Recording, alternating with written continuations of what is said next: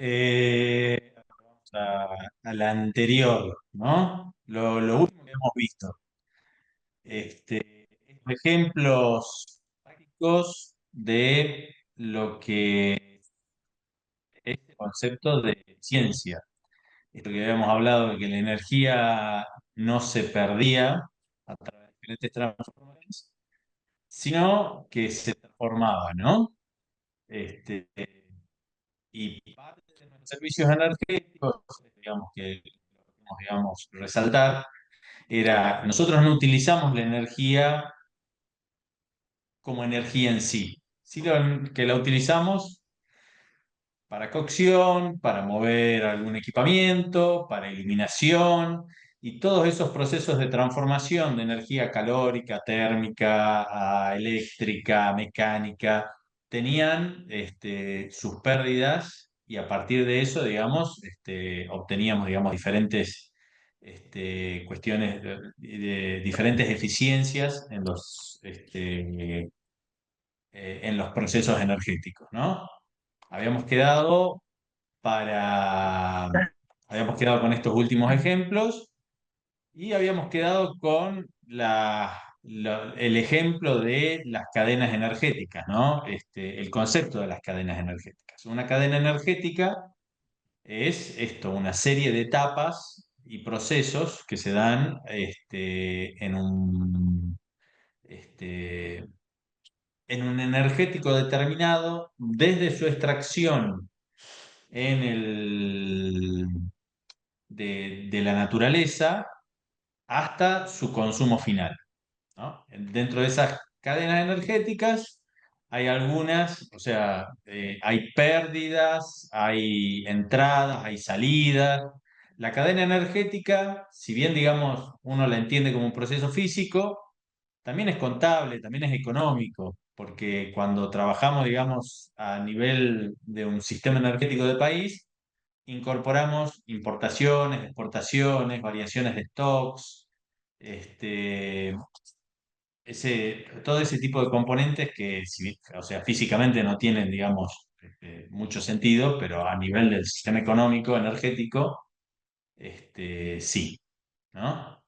Hoy nos vamos a centrar en lo que es la cadena de generación eléctrica, básicamente explicando las tecnologías de generación, ya que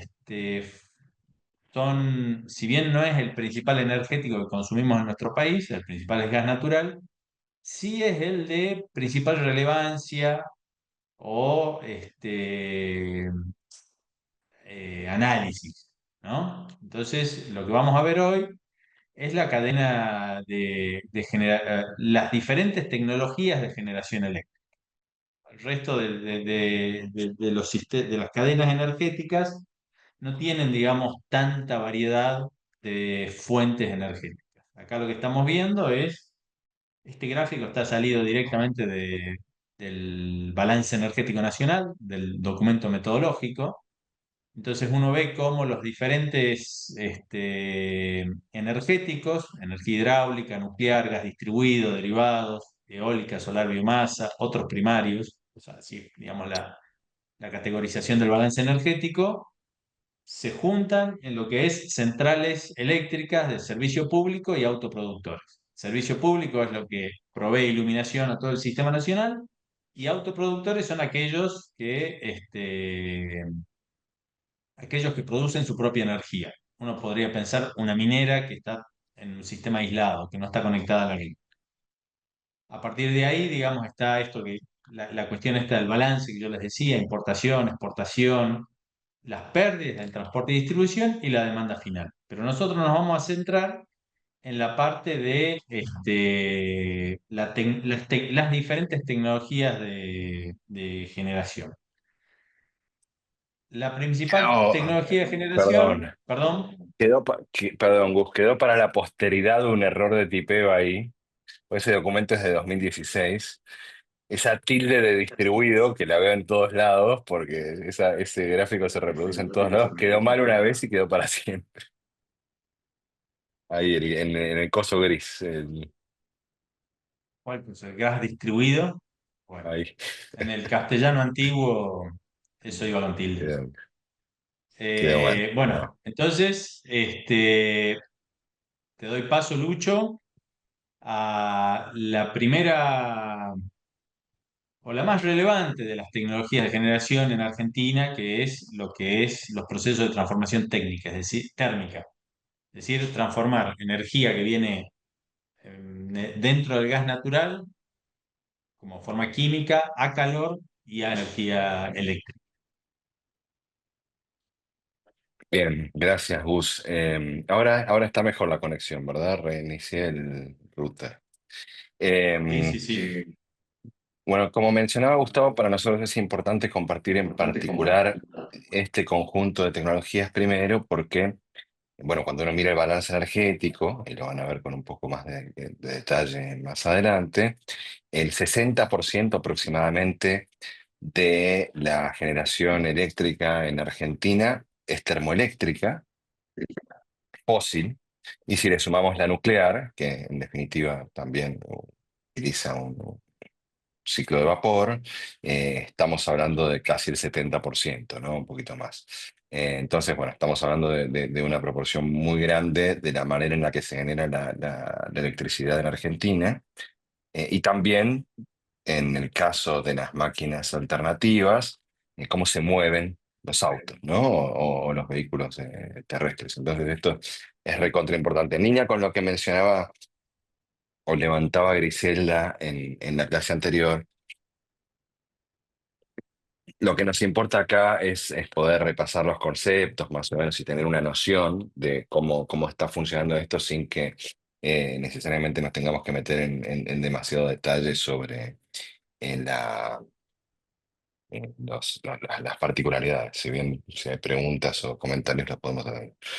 Entonces, en términos de máquinas térmicas, a una primera clasificación que podemos hacer es clasificarla según el sentido en el que se transforma de energía, ¿no? Tanto máquinas motoras como generadoras, es decir, que utilizan eh, energía térmica para imprimirle una fuerza motriz a algo o a un proceso, un sistema o lo que fuere, o para generar a partir de ese movimiento energía eléctrica, ¿sí? Que después vamos a ver el principio general. Según su constitución, también podemos clasificarlas estas máquinas como rotativas, es decir, hay una cosa que hace girar un eje y ese eje va a trasladarle energía a, a otro eje o va a ser utilizado para generar energía eléctrica haciendo girar un imán adentro del otro e induciéndole corriente o alternativas, que es, por ejemplo, ustedes lo tendrán bastante presente, el motor de los autos, ¿no? Vieron el pistón que sube y baja y al subir y bajar ese pistón produce eh, movimiento. Según la continuidad de flujo, hay algunas máquinas que van a ser volumétricas, es decir, que el fluido que se utiliza para trasladar energía de un punto al otro del sistema va a estar contenido y por lo tanto no va a tener una vinculación con el exterior, o de flujo continuo, como por ejemplo una turbina de gas en el cual ingresa al sistema el combustible con aire caliente, con aire a cierta presión y a cierta temperatura, y combustiona y sale, y la salida del ciclo de ese fluido es continua, ¿no? O sea, entra y sale el fluido constantemente. Y también, según dónde ocurre la combustión, en términos de si esto se está quemando adentro o se está quemando afuera del aparato que estoy utilizando para generar esa energía eléctrica o esa fuerza motriz, ¿no? A grandes rasgos, todo esto funciona de la manera en la que describimos la vez pasada y por eso era importante esta conversación que queríamos tener la vez pasada con ustedes respecto de... Alguien tiene el micrófono abierto, ¿verdad? Eh, ah, respecto del esquemita general este de las máquinas térmicas, ¿no? En general, yo tengo calor de una fuente caliente, y esa fuente caliente, cuando traslado el calor de esa fuente caliente a esa fuente fría, si hago las cosas medianamente bien, puedo obtener trabajo. Uno de los principios que habíamos mencionado cuando tuvimos esta discusión la semana pasada fue, primero, que no puedo transformar la totalidad de la energía que obtuve de la fuente caliente en trabajo, es decir, siempre tengo pérdidas. Y en segundo lugar, que no puedo trasladar calor de la fuente fría a la fuente caliente sin meterle trabajo adentro, ¿no? O sea, tengo que meterle algo para poder mover precisamente ese calor. ¿Podés pasar, Gus? Y algo que nos sirve un montón para tener esta conversación es entender cómo se distribuyen y qué características tienen distintas fases del agua, ¿sí? Como ustedes saben, el agua es un fluido que usamos para muchas cosas, entre otras para vivir, y también nos sirve para mover energía de un lado al otro a partir de este tipo de procesos. Lo que estamos viendo acá es un diagrama que se llama de presión y vapor, ¿sí? Lo que muestra la imagen esta es distintas zonas. ¿Se ve mi mouse? No. Eh, ¿Se ve No, mi no mouse, se no? ve. Ahora ¿Querés, sí. No, no, ahí ahora se sí ve debería, mejor? bueno, acá. Distintas zonas en las cuales el agua tiene. No, sí, ahí puedo. Ahí está.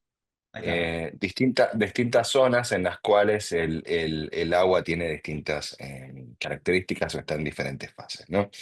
A la derecha de la columnita esta, el líquido, o sea, el agua está comprimida, ¿sí? Por acá. No sé, ¿ese sos vos o soy yo? Esto es vos. A la derecha, el agua está en un estado de vapor sobrecalentado y en el medio aparecen diferentes estados del agua que tienen distintas características, ¿sí? Lo que se ve en esta línea de acá, todo lo que se maneja en esa línea de ahí es líquido saturado, es decir, el agua que está a punto de empezar a evaporarse, ¿sí? Toda la trayectoria que vemos acá, esta línea negra que vemos acá. A la derecha tenemos vapor saturado, es decir, líquido que es estrictamente vapor, que contiene 100% vapor. A la derecha tenemos vapor sobrecalentado, es decir, un vapor que ha recibido más calor que el que necesita, o un fluido el agua en este caso, que ha recibido más calor que el que necesitaba para evaporarse y se encuentra por encima de esa presión y por lo tanto me sirve un montón porque puedo extraer más calor de eso. Ahora vamos a ver cuando veamos los ciclos cómo esta zona de vapor sobrecalentado es particularmente útil para algunos. Y en el medio tengo la mezcla, ¿no? Coexiste una parte en toda esta zona coexiste el agua en estado líquido y el agua en estado de vapor en distintas proporciones, ¿sí? ¿Por qué nos interesa esto? Que seguramente lo vieron en algún momento, o sea, en el colegio, en la facultad o lo que fuere, porque en definitiva vamos a explotar estos diferentes estados que tiene el agua cuando analicemos ahora los ciclos para obtener distintos resultados que en última instancia, en este caso, siempre nos van a servir a nosotros para, como les decía, transformar una fuente de energía o una forma de energía, perdón, en otra. Lo que estamos viendo en esta línea roja punteada, podría haber elegido otro color para el dibujito este. Lo que estamos viendo en esta línea roja punteada de acá es un típico proceso en una turbina de vapor, ¿no? En este caso, el ciclo Rankine que vamos a ver en unos minutos. Desde la izquierda, el agua está comprimida por una bomba, no sé, el agua es líquida y está comprimida por una bomba. Esa compresión del agua a partir de la bomba es movida hacia la zona de mezcla que estamos viendo acá.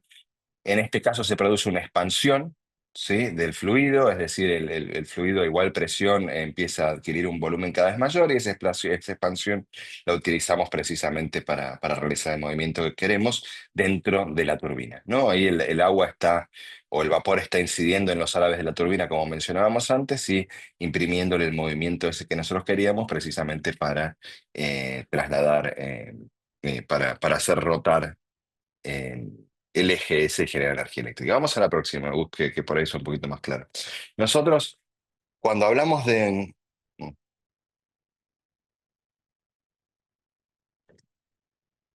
Cuando hablamos la semana pasada de estos ciclos y habíamos dicho que había límites en la manera en la que podíamos obtener movimiento de la energía térmica o calor de la energía química, etcétera, lo primero que dijimos fue que había algunas restricciones, ¿verdad? Y que existían situaciones en las cuales no podíamos obtener una cantidad de movimiento mayor o una energía mecánica mayor de un cierto límite teórico, ¿no?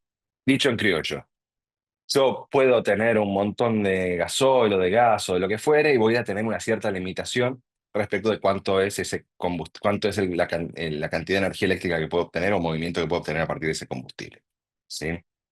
Esa cota superior, es decir, ese techo de cuánta energía puedo obtener de ese ciclo o de un ciclo de una máquina térmica, nos lo da este bichito de acá que se llama el ciclo de Carnot o ciclo ideal. ¿Por qué es ideal? Primero porque es el que nos produce el máximo rendimiento, es decir, el mayor ratio entre el trabajo potencialmente obtenido y el calor recibido por el sistema. ¿Sí?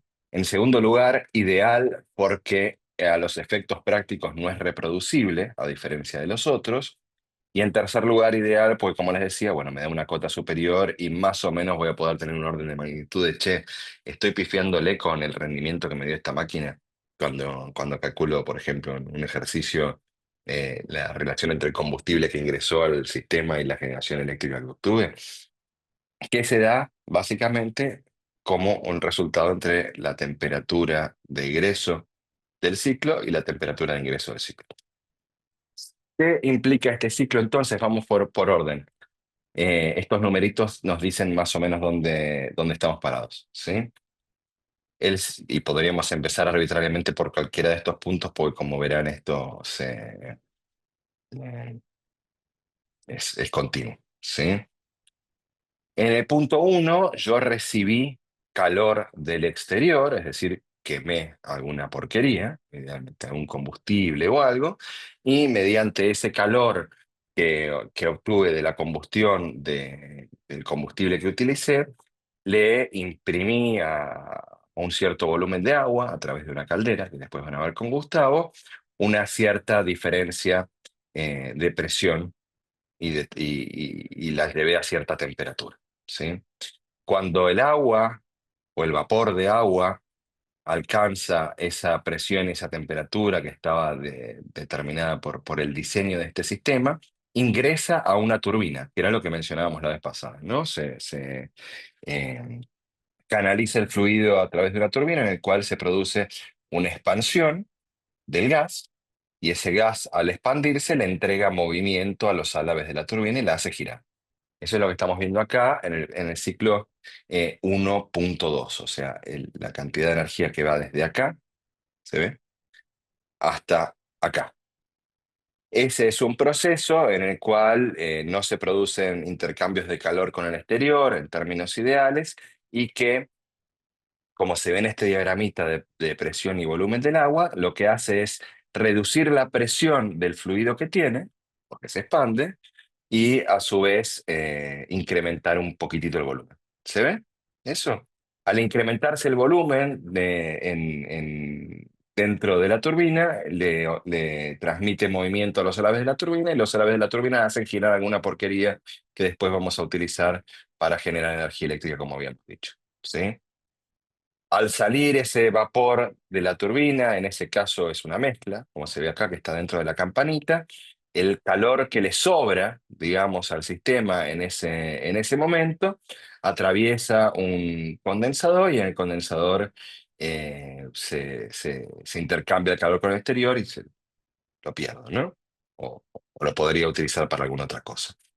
Ese vapor que volvió entre 2 y 3, o sea que volvió hasta el extremo de acá, ingresa a una bomba, ¿sí? De agua.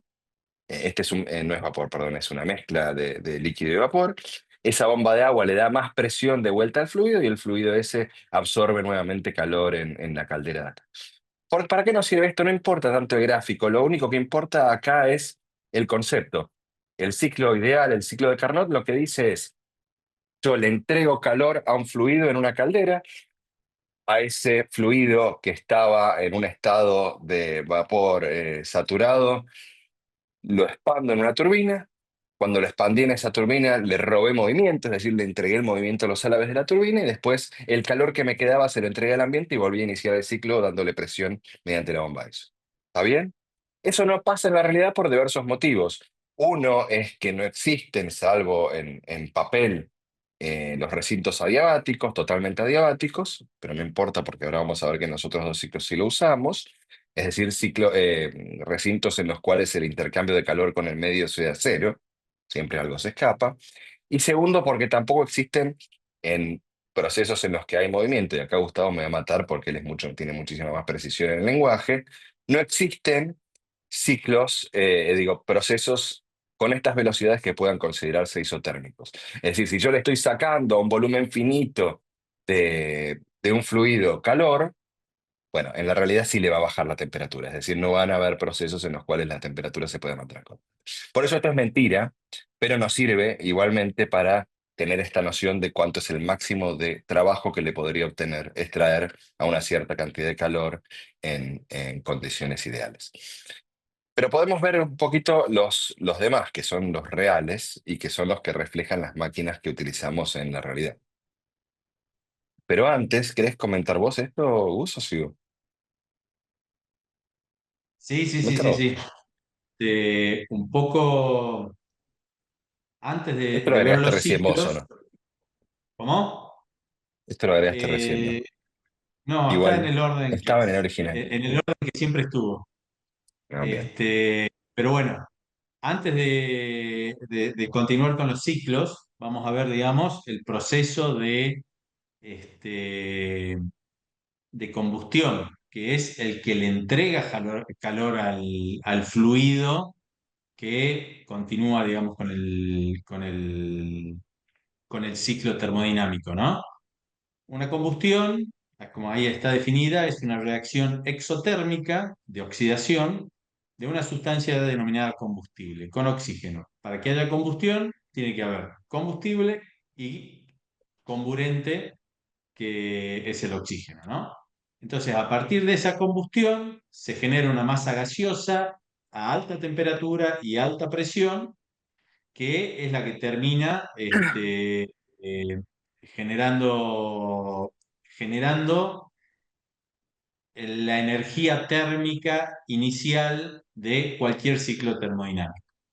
Acá, en términos genéricos, digamos, hay este, dos tipos de combustiones que tienen que ver un poco con la velocidad de expansión de la llama esa, ¿no? Que es la deflagración, que es cuando la velocidad del frente de llama es más baja que la velocidad de sonido, y la detonación, que es cuando la velocidad del frente de llama es mayor a la velocidad del sonido, con lo cual tiene un efecto mucho más dañino, ¿no? Lo que son las calderas, y es un poco parte de los límites de estos procesos, este, ustedes piensen, digamos, que todo esto, toda la revolución industrial empezó con una de estas, ¿no? Este, Cuando al señor Watt se le ocurrió quemar carbón y transformarlo en calor para transformarlo en trabajo. ¿Para qué? Para sacar el agua de las minas de carbón que se estaban inundando. Pero bueno, al margen de ese comentario, inicialmente lo que dice Luciano, esto de que se puede quemar cualquier cosa.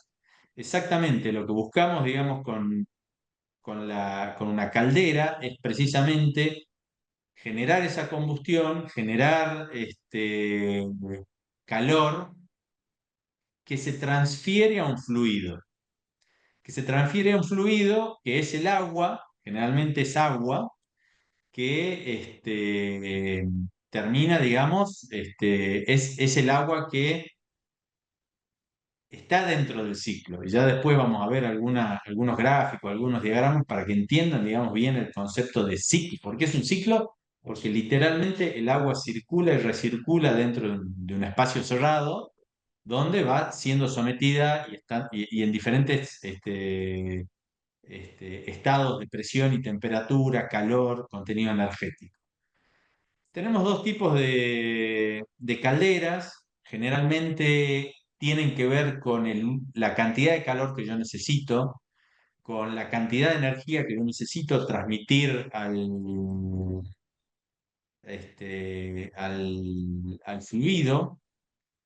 Y acá las tenemos divididas en dos tipos de calderas, ¿no? Calderas acotubulares, es decir, que el agua pasa por unos tubos, y calderas pirotubulares, que es el, el calor de la combustión pasa por los tubos. ¿De qué va a depender? De, de vuelta, de la cantidad de calor que yo tenga que transmitir y de la energía que yo necesite al final. Las calderas pirotubulares, como su nombre lo indica, donde el calor pasa por tubos y esos tubos están metidos en un recipiente más grande y ahí está el agua. Ese calor esos procesos funcionan a menor temperatura que las calderas acotubulares, donde yo tengo literalmente todo un recinto. Que ustedes piensen que una, una caldera de una central puede tener 4 o 5 pisos de altura y una superficie de 10 por 10 metros, son realmente grandes, donde, donde el agua pasa a través de los tubos y en el medio de la caldera, en el medio de ese recinto, está la llama, digamos, quemando y transmitiendo todo ese calor a todos los tubos, donde los tubos, fíjense acá lo que se menciona en este gráfico, el agua entra desde un proceso de bombeo y en el recinto ese se transforma en vapor de agua. Esta transferencia de calor no es 100% perfecta, ya acá tenemos una de las primeras ineficiencias de todos estos procesos, alejándonos de ese ciclo ideal que mencionaba Luciano, que por ejemplo, acá tenés gases calientes que se escapan de la caldera. No todo el calor se puede transmitir a esos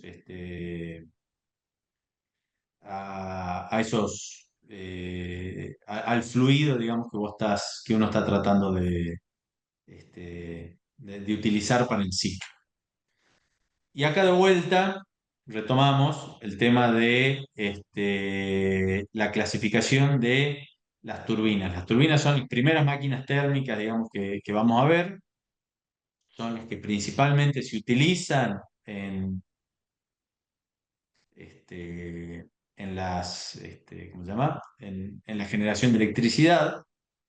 Obviamente también hay turbinas en los aviones, pero principalmente, digamos, vamos a ver, digamos, las turbinas, o sea, como máquinas, como las principales máquinas de generación eléctrica. Y después vamos a ver los ciclos, perdón, los ciclos internos, como el ciclo Otto y el ciclo Diesel, ¿no? Primero, la clasificación de las turbinas, de acuerdo al fluido de trabajo y sus fases. Cuando hay un cambio de fase, ustedes saben que el vapor es un gas, pero está íntimamente relacionado con el agua, ¿no? En ese gráfico que había mostrado Luciano, en esa campana, ahí mostramos las diferentes fases del agua, de un lado líquido, del otro lado vapor, y en el medio la mezcla líquido-vapor, que es cuando se está vaporizando toda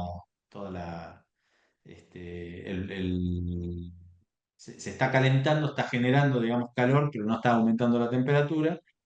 Cuando trabajamos con líquidos que cambian de fase, hablamos de turbinas de vapor. Tienen un ciclo específico. Cuando hablamos de fluidos que no cambian de fase, es decir, que se mantienen gaseosos todo en todo su ciclo, hablamos de turbinas de gas, ¿no? Después también, ¿dónde ocurre el salto entálpico? Es decir, ¿dónde se genera el calor? ¿No? Y acá ayúdame, Lucho, con estos conceptos. Porque hay que refrescarlos. Esperá que perdí la pantalla, pero acá. Em, bueno, ustedes se acuerdan que la semana pasada habíamos hablado de la energía interna que tenía un sistema, ¿no? Que lo habíamos llamado U, que la diferencia de energía interna estaba sujeta a ciertas reglas, ¿no? Em, Cuando yo les mostré el diagrama de presión y vapor del agua, es decir, la campanita esa, abajo había una pequeña formulita que decía que delta H era igual a delta U más P por delta B.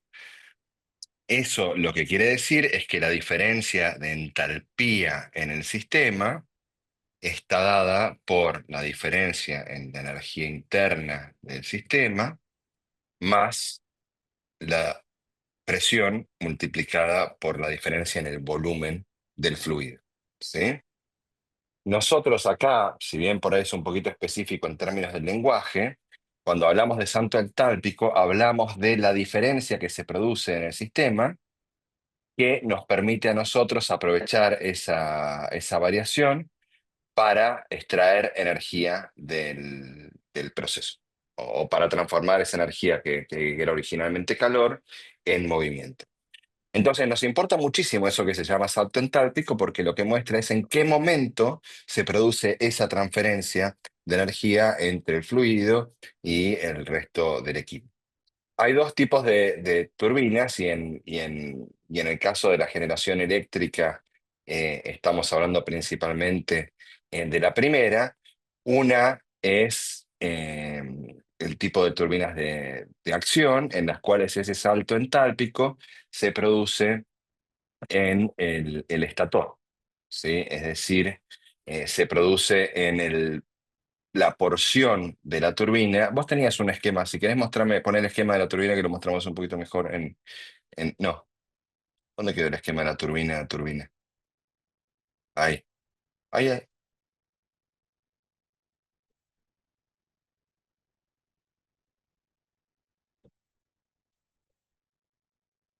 No,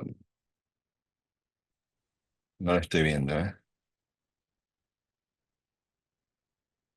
Bueno, acá no se ve no volvió a la turbina.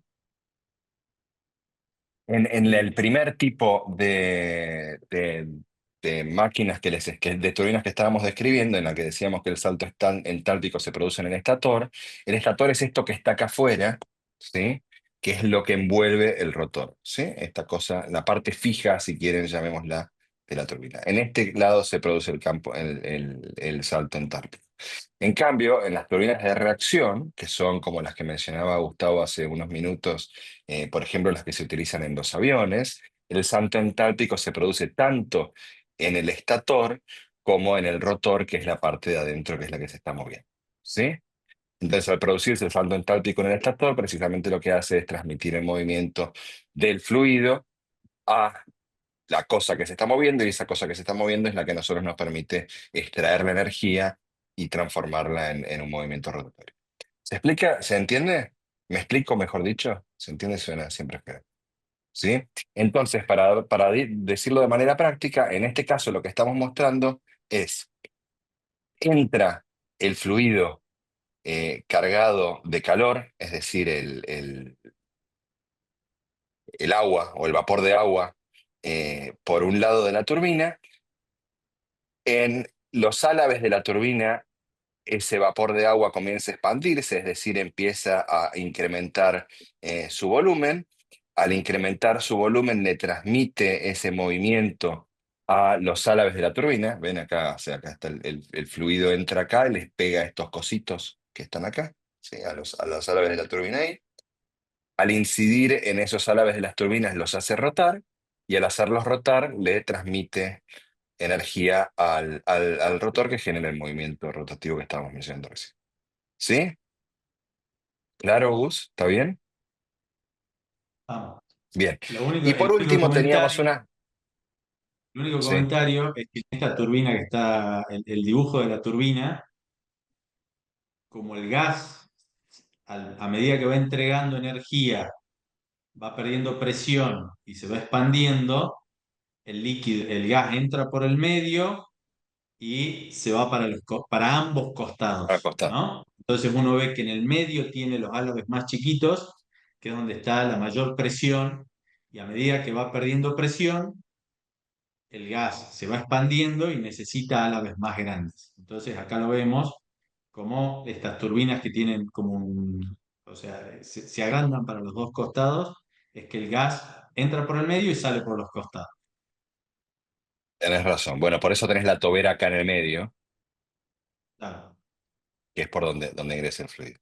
Bien, bueno, volvé a las de características, si querés un segundo. La anterior.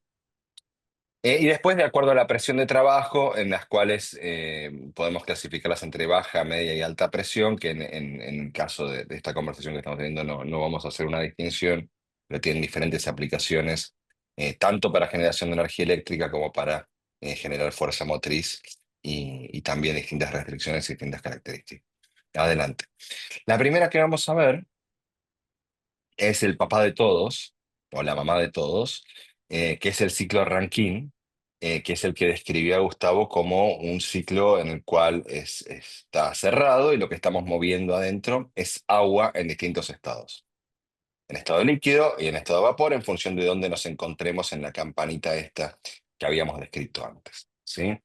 Entonces, en términos del cuento o de la historia, es bastante similar a lo que veníamos describiendo antes, ¿no? Yo tengo el líquido atrapado en este ciclo cerrado, es decir, imagínense que estas flechitas a grandes rasgos son un caño lleno de agua, ¿sí? En el instante inicial, adentro de la caldera que describió Agus, le entregamos calor al fluido, ¿sí? A un fluido que está a cierta presión. Imagínense que estamos acá, ¿no? Estamos acá. Partamos de acá. Le entregamos calor al fluido ese y entregándole calor al fluido recibe energía del exterior, lo que le incrementa la entalpía que mencionábamos antes. Ese fluido calentado atraviesa la turbina, entregándole movimiento a los álabes como describíamos hace un ratito. ¿Sí? Estamos en este proceso entre uno y 2. ¿Sí? En el momento en el que le entrega le entrega movimiento a la turbina, baja la presión a un volumen que crece muy poquitito, ¿sí? El calor residual que tenía a la salida de eso se lo entrego al ambiente a través de un condensador, o sea, lo pierdo. Después vamos a ver qué hacemos con ese calor.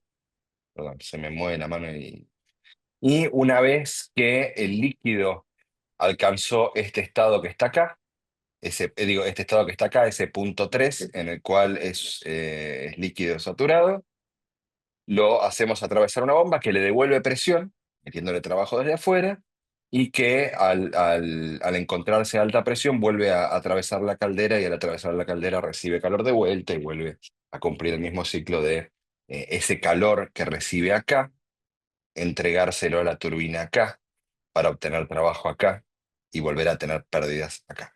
¿Sí? Ese es el famoso ciclo de vapor que describía Gustavo hace unos minutos como digamos, uno de los principales que vamos a utilizar ahora. Líquido encerrado, recibe calor y entrega calor al ambiente, transformando lo que pudo en calor. Esto lo acabamos de ver, incide el líquido entonces acá, el fluido entonces acá y se transforma ahí. Sí, acá algunas de las principales características, ¿no? de los ciclos. Este, cuestiones prácticas. El rendimiento de estos ciclos generalmente anda en el orden del 35%. Principalmente, la principal limitación tiene que ver con hasta qué temperatura puedo yo llevar ese vapor de agua, ¿no? Hasta qué temperatura yo podría llegar a calentarlo. A medida que yo voy calentando el agua o el vapor de agua, también se va incrementando la presión de ese vapor de agua. Entonces, a partir de los 300 grados centígrados, 350 grados centígrados, ya estamos hablando de componentes que están sujetos a presiones de 100, 120 atmósferas, con lo cual los materiales empiezan a sufrir bastante, digamos, esas características. Entonces, por una cuestión, digamos, de economía, un punto intermedio, digamos, entre esa mejora de los materiales, que ya sería muy caro, y tratar de aprovechar el máximo contenido energético de algo, es que digamos, terminan funcionando a esas temperaturas y eso termina generando, digamos, rendimientos de el 30-35%, dependiendo del estado de mantenimiento, la antigüedad, etcétera. ¿Qué combustibles utilizan? Prácticamente, como dice Luciano, todo lo que se pueda quemar. Acá no está puesto, pero la geotérmica que genera electricidad también es a través de una turbina de vapor. Las centrales nucleares son turbinas de vapor que utilizan combustible nuclear. Entonces, todo lo que pueda ser quemado, que pueda calentar agua, se utiliza en estos procesos.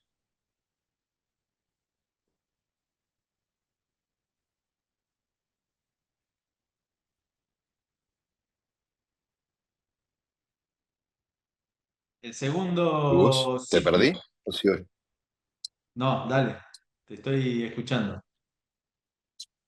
Bueno, el segundo es el que utilizamos en general en las turbinas de gas. Turbina de gas, a los efectos prácticos para nosotros, ¿qué es? Es la turbina en la cual mezclé el aire, perdón, con algún combustible a cierta presión. Espera, que apagué la cámara. A cierta presión y lo que estoy usando es, en los términos de la eh, taxonomía que describíamos al principio, un ciclo abierto. ¿Qué es lo que pasa en este ciclo? Algo un poquito distinto que lo que veníamos describiendo antes. Tengo una cierta cantidad de aire comprimido, en este caso vamos a empezar por acá, o por acá, por el uno. Tengo una cierta cantidad de aire que ingresa al sistema. Esa cantidad ese aire que ingresó al sistema se lo comprime, ¿sí? Tenemos este salto entre uno y 2, es decir, se le reduce un poquito el volumen y se le sube muchísimo la presión, ¿sí? Cuando el aire está comprimido en este punto 2, se le adiciona a ese aire a alta presión una cierta cantidad de combustible. Esto se llama turbina de gas, pero se utiliza gasol, se utiliza distintos combustibles para producir esa combustión ahí. Al adicionársele combustible a ese gas a alta temperatura, a alta presión, tengo de repente una mezcla que tiene una cantidad de energía importante, ¿sí? En este punto 3. Es decir, tengo aire a alta presión a la cual se le agregó calor por un combustible. La expansión se produce nuevamente en los álabes de la turbina, de ese gas, de esa mezcla de gas con combustible, y cuando se quema esa mezcla, se produce un gas que al expandirse en la turbina, le transfiere a los álabes, como veíamos hoy, esa cantidad de movimiento que se transforma en trabajo a la salida. ¿Qué es este rayo que estamos viendo acá? Ah, bueno, y a la salida de esto tenemos los gases de escape, que tienen. Tienen el aire con los residuos del combustible que teníamos ahí y además un poquito de calor que ahora vamos a ver para qué lo usamos. En principio, en este caso del ciclo Brayton, ese calor lo perderíamos.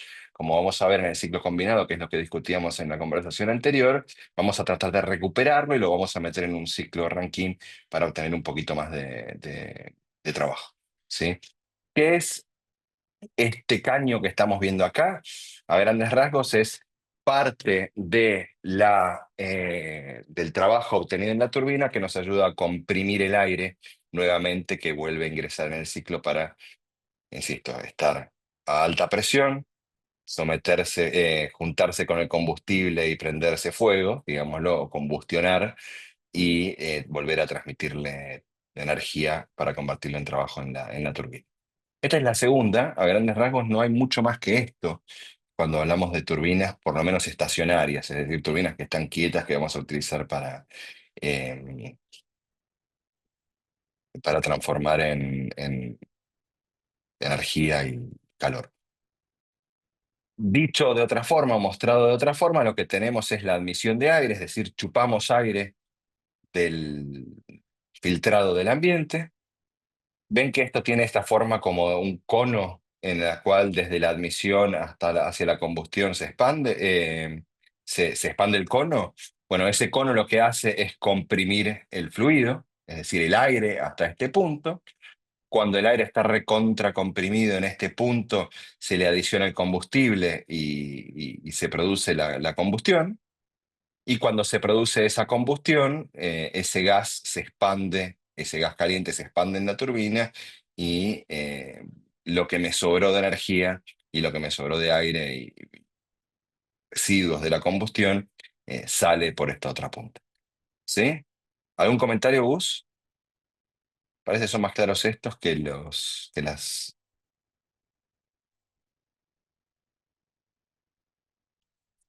Ay, perdón. Adelante. Algunas de las principales características prácticas, digamos, de las turbinas de gas, ¿no? Ahí Luciano mostró cómo funcionan, dónde están, digamos, o sea, cuál es el principio del ciclo que hace. Este, los rendimientos de este tipo de tecnologías están un poquito por arriba de las turbinas de vapor. El gas, a diferencia del vapor de agua, no está tan sometido a las presiones del vapor de agua. Entonces, cuando uno combustiona el gas, se pueden alcanzar temperaturas más altas sin llegar a las presiones del vapor de agua. Por eso es que, digamos, o sea, lo que mencionaba Luciano, esto de que la eficiencia está en relación, la eficiencia teórica de un ciclo está en relación a la fuente caliente y la fuente fría. Yo mejoro la eficiencia si me voy más arriba en la fuente caliente. Entonces, como yo puedo combustionar un gas y que no esté sometido a tanta presión, puedo elevar la temperatura un poco más. Entonces, ahí, digamos, es donde el ciclo Brighton le saca un poquito de ventaja a los ciclos, al ciclo Rankine, al ciclo del vapor. ¿Dónde está el límite? Y el límite está en la temperatura esa de salida también y en cómo afecta esa temperatura de salida las, a las palas de la turbina, al rotor de la turbina, a los álabes de la turbina. Se alcanzan temperaturas de 1500, 1800 grados y ahí es donde los álabes de la turbina tienen una tecnología de materiales muy avanzada este, bueno, genere esa mejora en el rendimiento. ¿Qué tipo de combustible? Como ustedes ven, también dentro de la propia turbina, donde está el compresor y donde está la turbina propiamente dicha, tenemos la cámara de combustión. Entonces, lo que podemos llegar a quemar es un poco más limitado que en las turbinas de vapor, básicamente porque queremos que sea una combustión limpia. Una combustión limpia significa una combustión que no me genere residuos. Pues estamos hablando, si me genera un residuo, a altísimas presiones, altísimas temperaturas, comienza a dañarse muy fácilmente los alas de las turbinas, que son, digamos, el componente principal, digamos, de estos equipos, ¿no? Entonces estamos, en términos de combustibles, más limitados. Puede ser gas natural, líquidos vaporizables, es decir, líquidos fósiles, digamos, generalmente, nafta, jet kero, que es el combustible que se utiliza en los aviones, y gasoil, el combustible que se utiliza, digamos, como combustible alternativo a este tipo de- de equipamiento, ¿no? También carbón gasificado, pero eso, digamos, es algo, digamos, como, o sea, es un proceso el que al carbón lo gasifican y ese gas es el que en definitiva se termina quemando en la cámara de combustión, ¿no? Pero bueno, es un poco, digamos, las cuestiones prácticas de qué se utiliza y hasta dónde puede llegar. Después viene, como decía Luciano, el ciclo combinado, que es cuando utilizo una turbina de gas y aprovecho el calor residual. Acá estamos, fíjense que acá está el ciclo combinado, el ciclo de la turbina de gas, es decir, entra aire, se comprime, este aire comprimido se quema con un combustible, sale aire a mayor temperatura y mayor presión, y a la turbina de gas, y a través de la turbina de gas, yo saco un trabajo. Estos gases salen a menor temperatura, pero esta menor temperatura es lo suficiente como para calentar agua y utilizar a través del agua caliente, utilizar una turbina de vapor y también extraer trabajo, ¿no? Este, entonces los dos ciclos están solapados. La salida de un ciclo es la entrada de otro. Lucho, ¿algún? No, muy, muy cortito. ¿Qué implica esto? ¿Se acuerdan que en la maquinita, en la máquina que teníamos un cuadrado arriba y un cuadrado abajo? Uno de los desafíos que teníamos era precisamente cuánto de lo que teníamos acá como energía lo podíamos transformar en esto, ¿no? En el trabajo que era lo que nos importaba a nosotros. Entonces, fíjense que todo el calor que yo perdía acá, ¿sí? Y que era calor que no podíamos transformar en lo que estábamos buscando, que era eh, extraer trabajo a través de la turbina, lo estoy utilizando acá, ¿no? Entonces, a grandes rasgos, esta caldera de recuperación de calor, que no sé por qué sigue en inglés, pero eso es una caldera de recuperación de calor, lo que hace es o bien utilizar todo ese calor que me sobraba que no pude transformar en movimiento en la turbina de gas, o utilizar eso en algunos casos con algún ayudín de alguna otra, de alguna combustión adicional y obtener una cantidad mayor de trabajo. Como ustedes se podrán imaginar, si en lugar de perder todo esto de energía, yo pierdo esto que es menor, quiere decir que le estoy sacando más jugo al combustible que saqué originalmente, que por lo tanto el rendimiento intuitivamente tiene que subir. ¿Subir a cuánto? Bueno, bastante. Ahora creo que lo tenemos en la próxima, pero es por eso que usualmente esta es la configuración que se utiliza en particular para satisfacer algunas necesidades de generación eléctrica de base, ¿no? Sí. En las cuales los Con puedo tener esto, prendidos todo el tiempo. sí, perdón, con esta tecnología, el rendimiento, es decir, la relación entre la energía de salida y la energía de entrada, sube al 55-60%, en el mejor de los casos. Piensen que esto es un diagrama solamente para entenderlo. En la vida real, o generalmente, digamos, lo que se utiliza son diferentes configuraciones de dos, tres, cuatro turbinas de gas que a su vez alimentan una caldera de vapor. Entonces, tiene que ver, digamos, una cuestión de los tamaños, de las capacidades. Este, Al mismo tiempo, todo esto, digamos, este diagrama traducido a la ingeniería tiene múltiples salidas y realimentaciones de los calores para optimizar físicamente todos estos procesos, ¿no? Esto es simplemente una primera aproximación a entender lo que está detrás de las transformaciones de energía. Vamos a los ciclos de combustión interna. Bueno, este es el ciclo utilizado principalmente para mover cosas, ¿sí? No, no, no lo estamos usando para generar, bueno, podríamos utilizarlo para obtener energía eléctrica, pero en general lo estamos usando principalmente para realizar algún tipo de movimiento de algo, ¿no? Y este es bastante más conocido porque es utilizado, por ejemplo, en los automóviles, ¿no? ¿Qué es esto? Es un ciclo de cuatro tiempos en los cuales el aire ingresa, a ver si se puede ver acá, si se puede tocar acá. El aire, no, vamos al otro.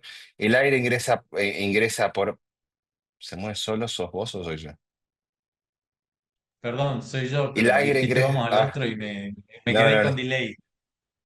El aire ingresa por acá cuando el pistón baja, imagínense que baja y al bajar y abrirse la valvulita esta chupa el aire, ¿sí? Una vez que se ingresó al aire a ese pistón, al cilindro, el aire se comprime en una manera bastante similar a lo que veníamos discutiendo en la turbina de gas. Una vez que el aire está lo suficientemente comprimido, se le adiciona combustible, o mejor dicho, acá se chupa aire y combustible, ¿no? Ese aire y combustible a cierta presión se combustiona, o sea, se ignita, me sale, creo que no es la palabra. Al producirse esa combustión empuja el pistón hacia abajo, ¿sí? Que es el momento este 4 y al eh, transmitir el movimiento entre un pistón y el otro, lo que hace es, con, a través de lo que vamos a ver ahora, volver a generar, primero expulsar esos gases residuales de la combustión y al mismo tiempo volver a iniciar el ciclo con algún otro cilindro que está al mismo tiempo chupando aire y combustible. Como ustedes tienen presente y lo han visto en un montón de lugares, no es solamente un cilindro que atraviesa esas diferentes etapas, sino que al mismo tiempo hay diferentes cilindros con diferentes pistones atravesando distintos momentos, lo que mantiene el ciclo funcional, ¿sí? Acá lo que se ve, esto tiene una bujita, se ve la bujía de acá, es este proceso. Sigamos el primero de los cilindros porque los demás funcionan de la misma manera. Fíjense, cuando baja el cilindro, chupa aire y combustible, y al chupar aire, después de chupar aire y combustible, gracias al movimiento de los otros pistones, vuelve a subir. Al llegar a una cierta presión, el sistema le pide, llamémosle, Ah, ya, se me acaba de ir el nombre de la chispa. ¿Cómo se llama? El sistema produce una chispa No, la que genera bujía. la ignición de en la bujía, genera una chispa que produce la ignición de esa mezcla de combustible y aire y vuelve a empujarlo hacia abajo para transmitirle movimiento al sistema, ¿sí? Y luego cuando vuelve a subir expulsa esos gases de combustión a través de esta valvulita azul que vemos acá. Eso pasa al mismo tiempo en cada uno de estos y por lo tanto transfiere ese movimiento alternativo, es decir, de subir y bajar a este mecanismo que hace rotar el sistema para transmitirle movimiento al auto en este caso, o al generador o a lo que fuera que estamos utilizando. Sí, esto lo conocen todos porque en algún momento se les ha roto o quisieron ver o trabajar con un auto o algo similar. La diferencia, tenemos el diésel, no lo tenemos al diésel, ¿no? Ahí está. La diferencia a grandes rasgos entre el ciclo Otto y el diésel, para lo que nos compete acá, es que en un caso tenemos una bujía que produce esa chispa que genera la ignición de la mezcla de aire caliente y combustible, y en el otro caso la ignición se produce estrictamente por la presión y la temperatura a la que llega la mezcla. ¿Sí? En uno está ayudado, digámosle, llamémoslo por la bujía, y en el otro puede alcanzar mayores presiones, y al alcanzar mayores presiones puede iniciarse la combustión per se, sin el soporte eléctrico de afuera. No sé si vale la pena sumar algo a eso. En este caso, las máquinas diésel se utilizan en general también para generar energía eléctrica y estamos hablando de máquinas muy, muy grandes que a grandes rasgos cumplen con el mismo principio que acabamos de describir. ¿Sí? ¿Para qué sirve esto y por qué es diferente de las turbinas sobre las que venimos discutiendo? En general, cuando veamos el sistema eléctrico y distintos componentes y su interacción, lo que vamos a ver es que hay máquinas que van a estar funcionando una mayor cantidad de tiempo. Va a haber máquinas que van a encenderse y apagarse en función de diferencias en la oferta y en la demanda de energía eléctrica, y va a haber máquinas que van a tener una reacción más rápida que otras. Es decir, en criollo, que va a ser más barato prenderlas y apagarlas que dejarlas prendidas todo el tiempo. Estas máquinas, las diésel en particular, en general se usan para satisfacer la demanda en el pico, cuando pueden prenderse durante un tiempo por ahí un poquito más limitado que otras, y tienen algunas características que le generan ventajas respecto de las demás en ese sentido. Adelante, Gus. Bien, bueno, Y ahí está, ahora estás en tu salsa. centrales, centrales nucleares. Como, como habíamos mencionado previamente, una central nuclear no es simplemente una turbina de vapor cuyo combustible principal es el calor generado por la combustión nuclear. ¿Cuál es la particularidad de las centrales nucleares? Generalmente, las centrales nucleares, por cuestiones de seguridad, tienen independizados diversos ciclos de transferencia de calor. Entonces, acá lo vemos. Fíjense que en este esquema tenemos dos ciclos cerrados de agua. El primero que está en naranja, el segundo que está en azul, que es el que intercambia calor a la turbina, intercambia el calor a trabajo, y el tercero, el ciclo de liberación del calor residual a la atmósfera, que este ciclo ya es abierto, ¿no? Básicamente la división esta es por una cuestión de seguridad, tiene que ver un poco con los principios fundamentales, digamos, de la tecnología nuclear, es decir, aislar, digamos, todo lo que tenga radiación. Entonces, acá en este circuito primario, tenemos el reactor propiamente dicho, que es donde está el uranio, acá en naranja más oscuro. Este vendría a ser el núcleo del reactor. Acá es donde se genera la fisión, acá es donde se genera el calor. Y este primer circuito de agua lo que hace es extraer el calor del reactor, es decir, por acá pasa el agua a través del núcleo del reactor, sale agua caliente, en este generador de vapor se transfiere calor y la bomba lo entrega de vuelta. Por una cuestión de seguridad del ciclo, todo este ciclo es de agua a presión. Estamos hablando de agua líquida a presiones a temperaturas de 300 grados más o menos, cerca de donde está el punto crítico, ese que mencionaba Luciano en la campana de vapor de agua, pero la clave es que en este circuito, en estas centrales, el circuito primario, el agua siempre está en estado líquido. Y es por una cuestión de seguridad y control del reactor. De acá pasamos al segundo ciclo, que que empieza en este generador de vapor, que toma el calor del agua esta. El calor del agua esta intercambia, digamos, calor con el agua que está entrando de acá, la vaporiza y ese vapor va a la turbina que genera energía eléctrica. Una vez que sale de la turbina a baja temperatura y baja presión, en un condensador la transformamos en agua nuevamente y el agua esa la volvemos a bombear al generador de vapor, completando el segundo ciclo. Y el condensador básicamente es un canal de descarga que, un canal de descarga que, o sea, toma el calor residual ahí en el condensador y la descarga bajo ciertas premisas, digamos, de temperatura y de manera a no afectar al ambiente, descarga ese calor al ambiente.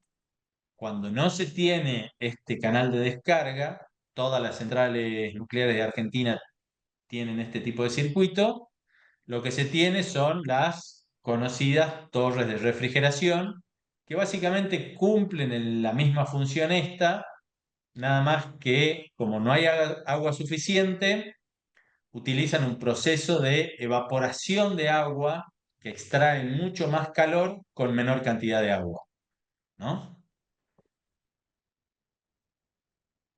En términos, digamos, de la tecnología nuclear, no voy a ahondar mucho en esta filmina, pero un poco para mostrar que la diversidad de la tecnología nuclear no está en sí en el proceso térmico, sino en los diferentes tipos de componentes que arman, utilizan las centrales nucleares. Podemos calificar esos componentes como el combustible principal, uranio enriquecido, uranio natural o diferentes óxidos. El refrigerante, que vendría a ser, el refrigerante es el del circuito primario, ¿no? El del circuito primario, que puede ser agua, agua pesada, un gas, o en algunos casos, en las tecnologías mucho más avanzadas, algún tipo de compuesto como puede ser plomo o sodio líquido o sales fundidas. Todo va a depender, digamos, de la tecnología, no vamos a ahondar en eso. Y el moderador, que el moderador es un componente absolutamente necesario para controlar esa reacción nuclear. La reacción nuclear esa que mencionábamos, digamos, que genera el calor cuando las moléculas se dividen, las moléculas, los átomos fisionan. El moderador lo que hace es bajarle la energía a los neutrones que salen despedidos de esa fisión para que puedan seguir manteniendo una reacción nuclear controlada, ¿no? Entonces, dependiendo de las configuraciones, uno tiene los diferentes tipos de reactores. Los más conocidos del mundo son los PWR, que son los de dióxido de uranio enriquecido, uranio 235 enriquecido al 3,5%, con refrigerante agua natural y moderador agua natural. Los que tenemos en Argentina son los PHWR, la H es por heavy water, y ustedes ven que tanto el refrigerante como el moderador es agua pesada, pero el combustible es dióxido de uranio natural. Con el uranio tiene, a términos prácticos, dos isótopos, el uranio 235 y el uranio 238.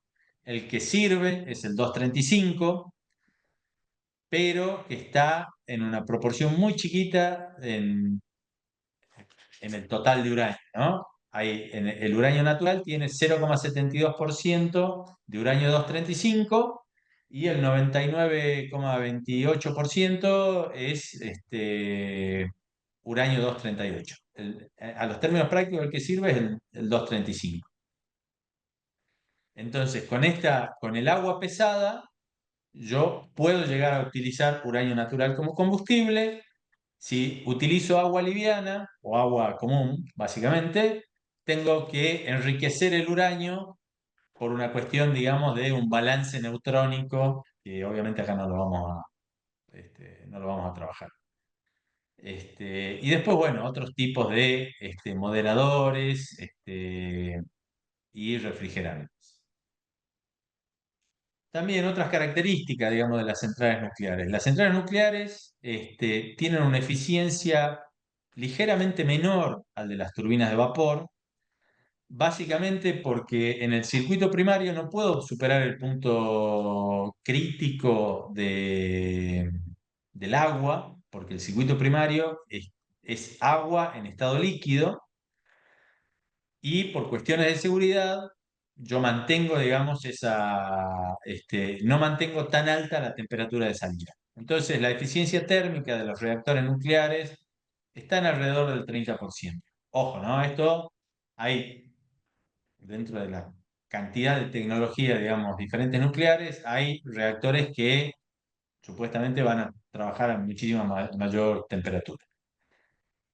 Alto factor de planta, una central nuclear una vez que se prende, es muy difícil de apagarla o de regularla, entonces mantiene, digamos, una, un factor de planta, es decir, una operación continua a lo largo del tiempo. Y por otro lado, y la razón por la cual se utilizan tanto las centrales nucleares es el alto poder calorífico de los combustibles. Eso ya lo habíamos visto en este, este, cuando vimos los poderes caloríficos de los diferentes combustibles, pero, por ejemplo, las centrales,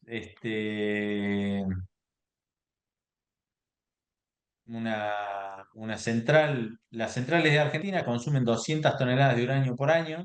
200 toneladas puede ser un número muy grande, pero un ciclo combinado te puede llegar a consumir, no sé, 50.000 metros cúbicos de gasoil por día. 50.000 son 50 metros cúbicos, casi 50 toneladas por día. Acá hay una pequeña comparación o sea, la pastillita de uranio que pesa unos 10 gramos, equivalen a 810 kilos de carbón, etcétera, etcétera. Simplemente para que se den una idea que estamos hablando de varios órdenes de magnitud del alto poder calorífico. Después, las centrales hidroeléctricas, estas son de las primeras centrales que se utilizaron para la generación eléctrica. Piensen en que este, el lago San Roque en Córdoba, ese tipo de instalaciones tienen prácticamente más de 100 años. Y lo que utilizan es el almacenamiento del agua para generar una energía potencial. Este, esa energía potencial se libera a través de energía cinética que mueve una turbina y prácticamente lo que tenemos es diferentes tipos en relación a la conformación de esos embalses o al caudal que tienen, a la continuidad de caudal que tienen los embalses, ¿no? O las presas, digamos, que se utilizan. Se habla de centrales de pasada cuando yo tengo agua continua, piensen en el Paraná, que es un río que permanentemente tiene un alto caudal de agua y que al estar en una llanura no se puede almacenar tanta agua. Entonces se hizo una presa de no tanta altura pero funciona permanentemente a un régimen prácticamente estacionario, ¿no? Entonces, este, permanentemente está generando yacyretá.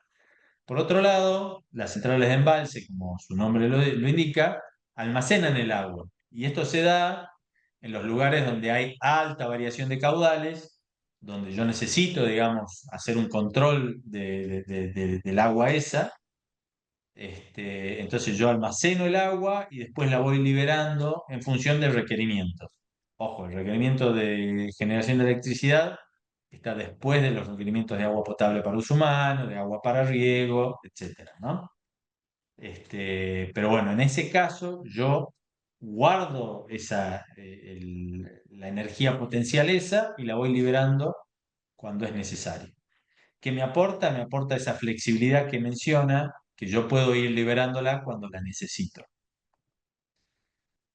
Este, bueno, las turbinas de agua van a depender su conformación del salto que yo tenga, es decir, la cantidad, digamos, del salto que yo tenga y la presión, o sea, la presión y el caudal que yo le imprimo, ¿no?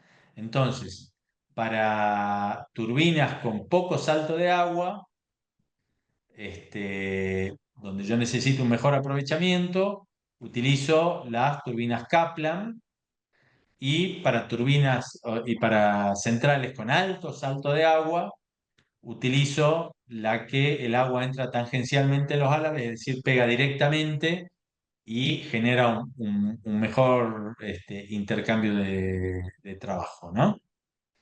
Este, y en el medio, bueno, están las turbinas tipo Francis. Eso obviamente es toda una cuestión tecnológica. Este, ¿Querés mencionar algo de dónde varía la presión del agua? Si no, ya estamos, nos quedan dos filminas y con eso terminamos el día de hoy. No, dale para adelante. ¿Bien? Dale, dale para adelante. Sí, ya creo que Nada. estamos. Bueno, energía eólica, lo mismo, el mismo principio de un fluido que atraviesa una turbina. Nada más que acá el fluido es aire, movido es viento, movido por diferencias de presión de la atmósfera. Entonces, como es un fluido de muy baja densidad, tengo que tener unos álabes y una turbina muy grande. Pero el principio es básicamente el mismo, ¿no? El fluido pasa a través de los álabes, que vendrían a ser las palas. Acá vemos, digamos, este principio de Bernoulli, que es de acuerdo a la forma que tienen las palas de las turbinas, la pala de la pala de la turbina tiene un lado más un borde más pronunciado que el otro. Entonces, ¿qué pasa con el viento? El viento, que acá lo vemos en rojo, o el aire, que acá lo vemos en rojo, hace un camino más largo que el viento que pasa por verde, ¿no? ¿Qué es lo que genera? Como es un camino más largo, genera una menor presión y esa menor presión impulsa a la pala a moverse en una determinada dirección, ¿no? Entonces, esa alta velocidad baja la presión, impulsa la pala para moverse en un sentido determinado. Como la velocidad es muy baja, la velocidad de las palas estas es muy baja, usualmente yo la acoplo a una caja multiplicadora. Esa caja multiplicadora básicamente vendría a ser como una caja reductora, eh, una caja de cambio de un auto, donde entra a baja velocidad y sale a alta velocidad. Y luego el eje, digamos, que está conectado al generador, ya entra a alta velocidad. Y ahí, bueno, ya tengo el generador y del generador sale este, para, ay, para el sistema eléctrico, ¿no? Acá, tanto en las centrales hidroeléctricas como en las centrales eólicas o las centrales solares fotovoltaicas, ya los rendimientos, como los veníamos mencionando, rendimientos de termodinámicos, dejan de tener sentido porque acá no tenemos transformaciones de fase, no tenemos la quema de ningún tipo de combustible. Entonces, los rendimientos de estos equipamientos básicamente van a estar dados por la suma de todas las pérdidas e ineficiencias que nosotros tenemos al momento de construir estos equipamientos mecánicos. Es decir, la pérdida que yo pueda tener por la fricción en la caja de este multiplicador, las pérdidas de fricción que se me pueden dar en el generador, la pérdida de los cables, la pérdida, o sea, el no aprovechamiento completo, digamos, de la energía que me traslada el viento, que obviamente, digamos, al ser un recurso libre, no me interesa, digamos, la pérdida esa, pero bueno, todo eso me va generando una serie de ineficiencias, no las vamos a llamar pérdidas, en en las, en el sistema este.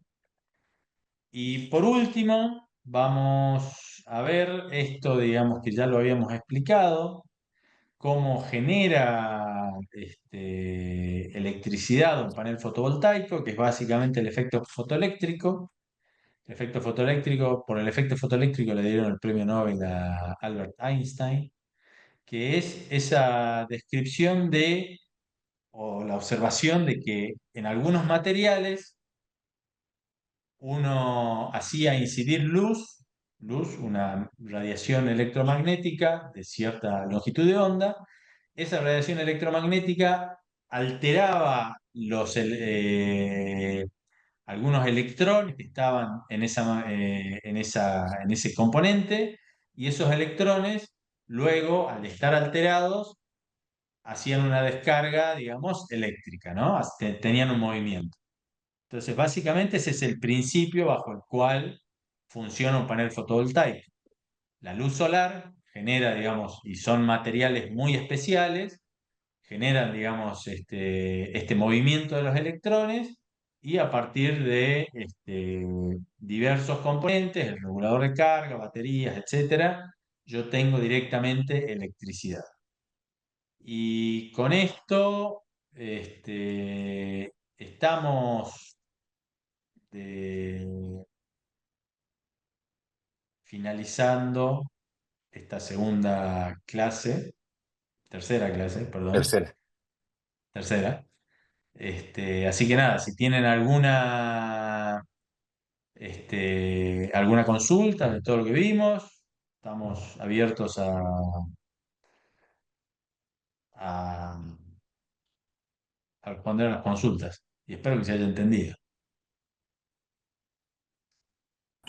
Yo tengo una De vuelta, lo consulta. importante, perdón, comentario cortito. Lo importante es más la idea y de que en cada una de las otras materias y cuando empecemos, Pep, tengan más o menos una noción de por dónde va la cosa. El detalle quizás no es demasiado relevante, pero está bueno tener más o menos el orden en la cabeza y confiamos en que sirva por lo menos para entrar un poquito en tema, sin preocupación por las comas y los puntos, ¿no? Perdón, Juliana, adelante. También es un detalle, cuando hablaron de las centrales nucleares, hablaban de reactores convencionales, reactores nucleares convencionales. ¿Existen reactores nucleares no convencionales? Sí, Yo no sé, Gustavo. pero sí, pero a ver, es toda una cuestión tecnológica que le cabe a- le cabe exclusivamente a la tecnología nuclear, precisamente por sus componentes bélicos y todo el control que hay alrededor de ello, ¿no? Pero vos tenés, habíamos mencionado el origen de todo esto, de estas diferentes ramas tecnológicas, es el poco uso, aunque el combustible nuclear tenga muchísimo más poder calorífico que un combustible fósil, por ejemplo, el uso que se le da al combustible nuclear es muy bajo. Habíamos dicho que el uranio útil en un reactor nuclear convencional está en el orden del 0,7 al 5%, ¿no? De acuerdo a si es natural, enriquecido. Esa partecita, que es la que se quema en un reactor, que es la que fisiona y etcétera, este, se utiliza, digamos, en un 80%, pongamos. Entonces, te queda prácticamente el 95-99% del uranio sin fisionar, que es el uranio 238. Entonces, hay toda una rama de reactores que tiene que ver, bueno, ahí entra, digamos, la jerga de la tecnología nuclear, que son las diferentes generaciones de reactores, estos son los reactores de cuarta generación, que buscan diferentes mejoras.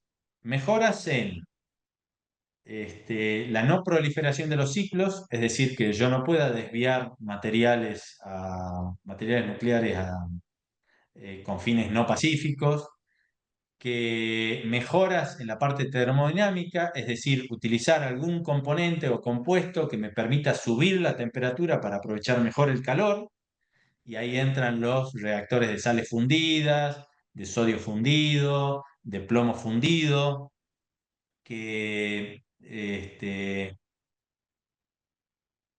si el agua a 300 grados está a 100 atmósferas, 120 atmósferas de presión, el plomo fundido a 300 grados, el plomo creo que se funde a 250 grados, el plomo a 300 grados está a una atmósfera. Entonces ustedes piensen en la diferencia que habría en un reactor que tiene que ser sometido a 120 atmósferas de presión y un reactor que está sometido a una atmósfera, 2 atmósferas de presión. Hay muchísimo menor requerimiento en los materiales. Después está el proceso de la fisión, ¿no? Uno puede tener fisión, la fisión nuclear puede estar dada por neutrones térmicos o neutrones rápidos. Y ahí entra el papel del moderador. El moderador, si no hay moderador, estamos hablando de todo lo que es los reactores rápidos, que pueden quemar el uranio 238, ciclos de torio, etcétera, que generan también un mejor aprovechamiento de los recursos, ¿no? Aunque no es, digamos, algo, en términos de recursos, uranio hay. Pero bueno, todo eso te va disparando, perdón, todo eso te va disparando una serie de líneas tecnológicas que son no convencionales o no son convencionales, porque generalmente, o sea, todas las centrales nucleares que están en funcionamiento funcionan, digamos, con PWR, CANDU, pero Claro, hay esto mucho pasa en Atucha 1 y Atucha 2, digo, son centrales nucleares convencionales. convencional.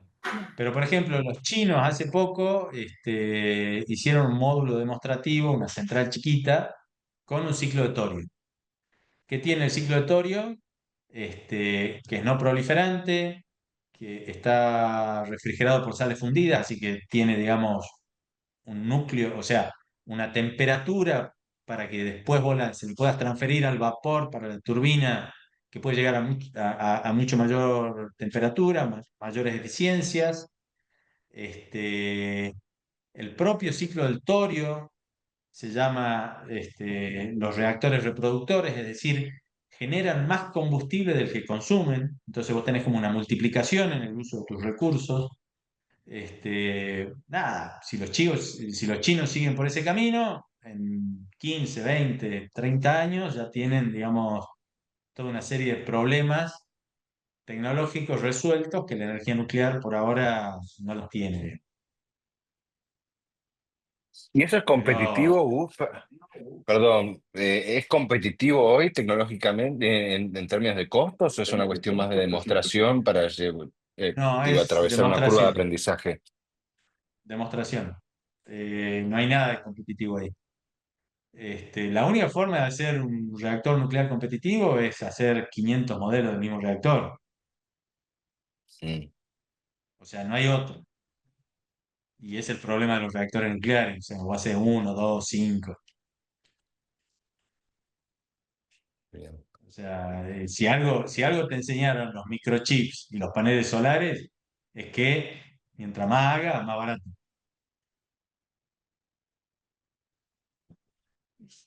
Gracias. ¿Preguntas, comentarios? Ahí lo que dice Jonathan, sí, también genera el ciclo de torio también genera menores residuos nucleares. Eso también es otra cuestión, digamos, que se tiene en cuenta en todos estos nuevos ciclos.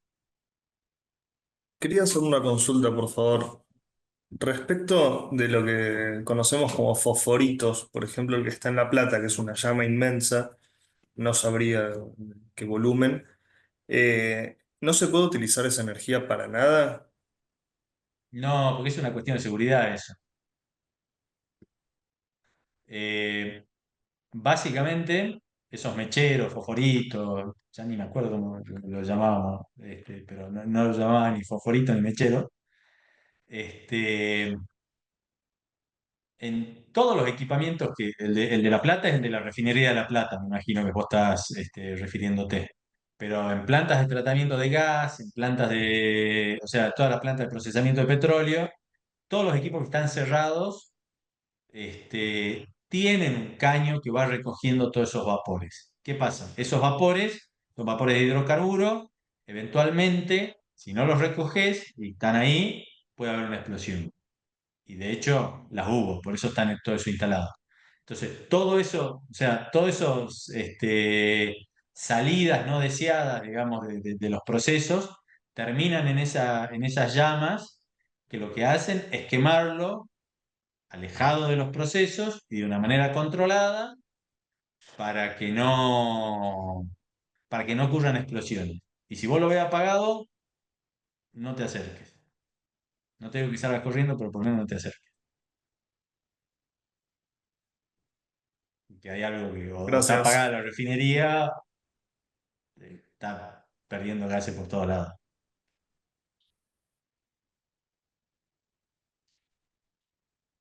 ¿Qué tal? Les paso una consulta. Yo no entendí muy bien la diferencia entre una turbina que funciona a reacción o a acción. Esa parte, Perdón, la de no, yo no escuché. Falkenstein.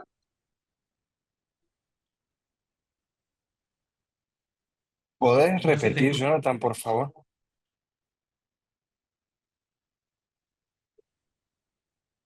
Jonathan,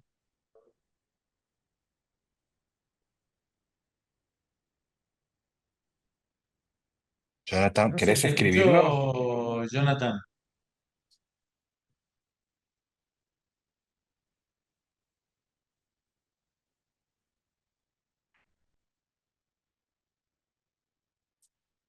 Jonathan,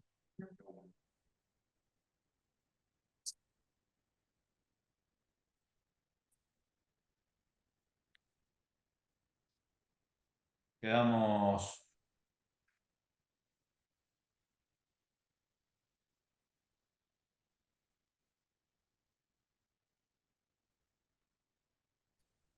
Perdón, ¿puedo mientras tanto hacer una? sí, adelante. Bueno, muchas gracias a los dos por esta presentación y por las anteriores que no pude antes agradecerles. Como abogado, dentro de todo, me quedó algo de toda esa explicación, seguramente lo tengo que revisar, eh, pero bueno, pude al menos introducirme en este universo complejo y técnico. Eh, me interesa mucho el tema de, perdón si recién se mencionó hace un ratito, pero justo estaba viniendo, estoy en San Antonio de Areco, venía de Buenos Aires y por ahí me perdí una partecita sin señal en el camino. Me interesa mucho el tema del precio de la energía. Y ahí te quería preguntar, Gustavo, bueno, obviamente a los dos, Luciano, eh, el tema qué aporte, qué beneficio que pareciera que lo tiene, no lo tengo muy en claro. eh, Tiene el sistema nuclear y la generación de energía nuclear en materia de precio, de precio que se le paga a la generación, ¿no? O mejor dicho, el precio que se le debería pagar, el justo precio que se le debería pagar a la generación por energía nuclear. Eh, a ver, básicamente, lo que uno busca con el precio, y eso ya lo verán en otras materias o inclusive en PEP, podemos llegar a ver, digamos, alguna introducción a esa comparación. Este, el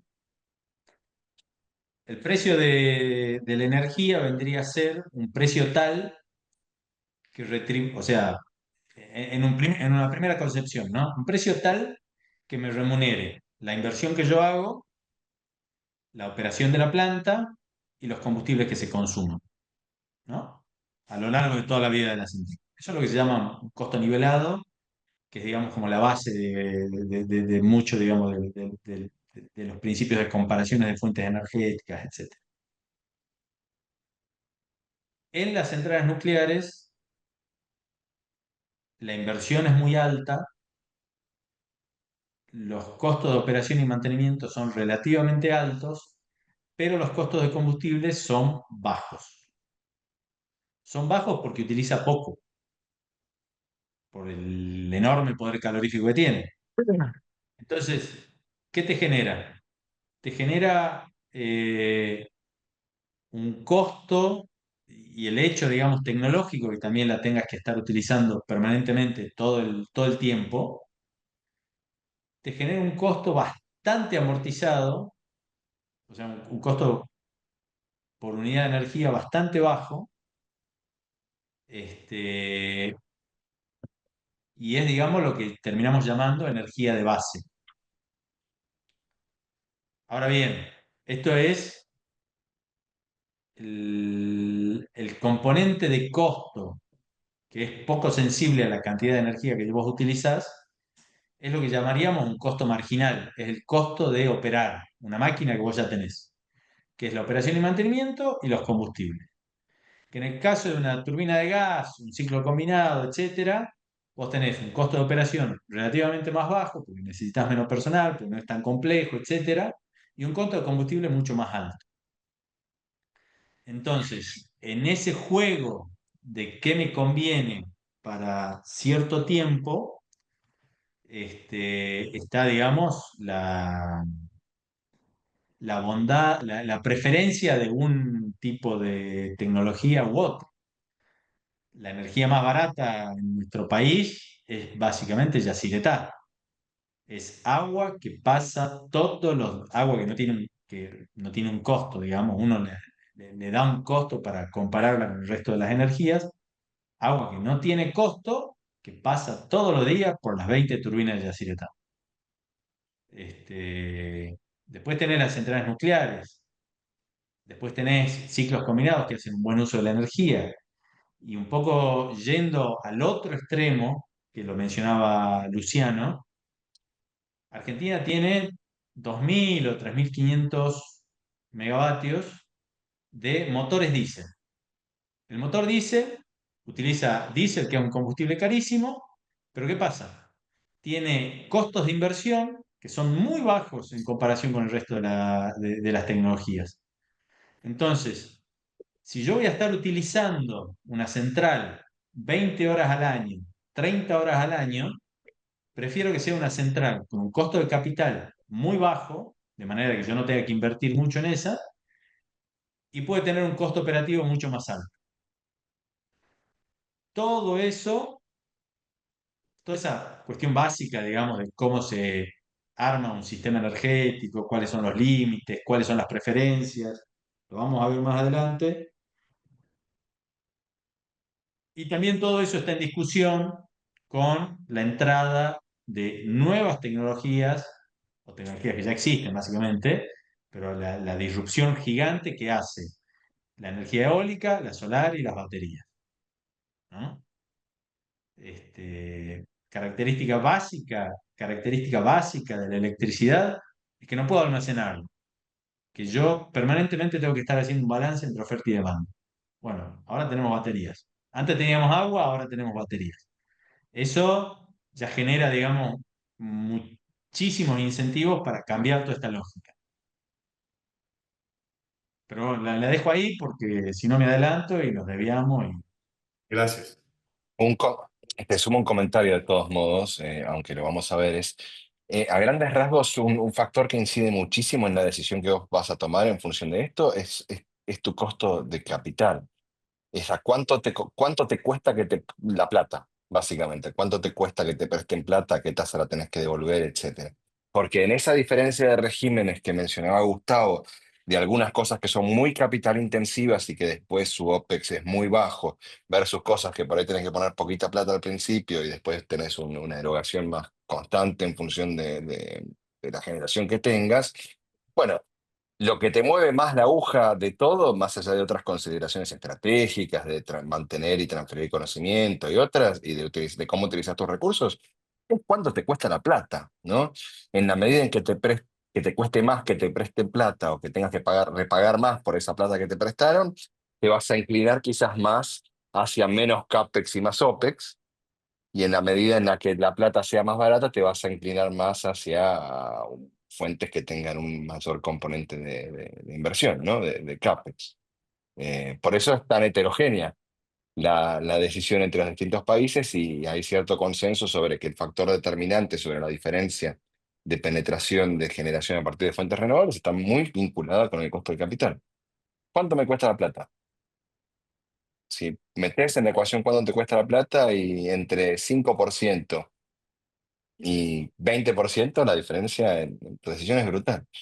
Ahora, el problema es que las decisiones que tomas hoy condicionan las que puedes tomar en el futuro, entonces siempre tenés como cierto equilibrio.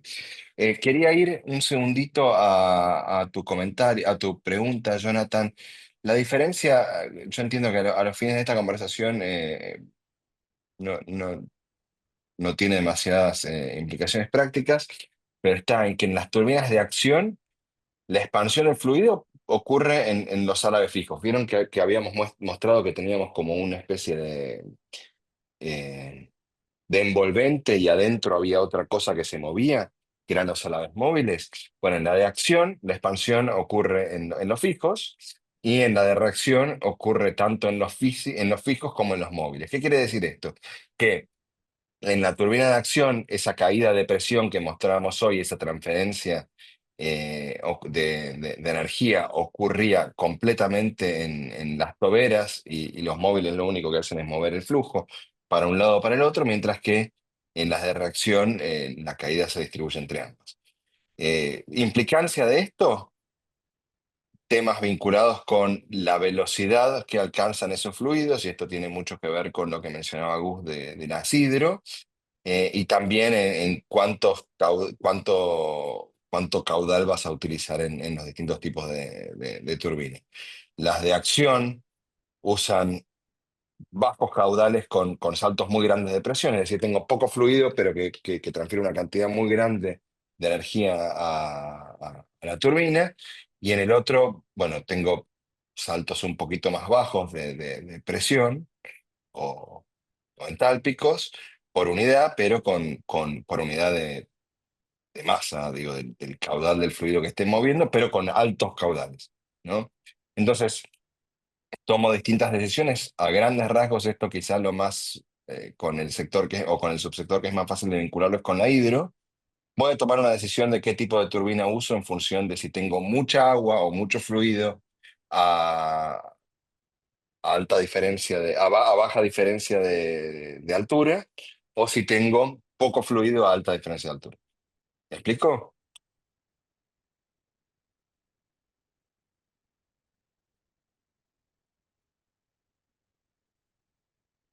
Bueno, no sé si.